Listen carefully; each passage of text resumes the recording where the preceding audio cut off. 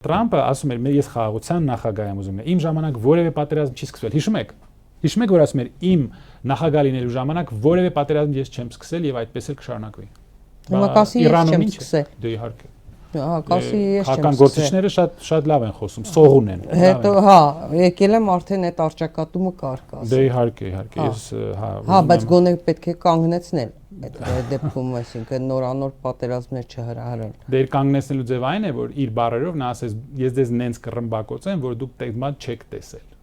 Իր խոսքերն։ Հա, սպառնալիք էր Իրանի դեմ կոնկրետ։ Like you've never seen before։ Ես այնպես դες կռմբակոծեմ, որ դուք երբևիցե այս բան չեք տեսել։ Այսինքն ասում է ջախջախել մի ամբողջ երկիր, անկախ երկիր, որը չունի միջուկային ծրագիր, նա ունի հարստացված ուրան,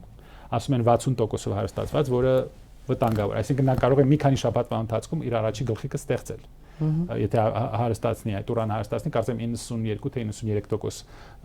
հարստացումը որ լինում է, արդեն կարող եք օգտագործել դա միջուկային զենքի համար։ Իր կողքը գտնվում է Իսրայելը, որը ունի մոտարապես 300-ից 400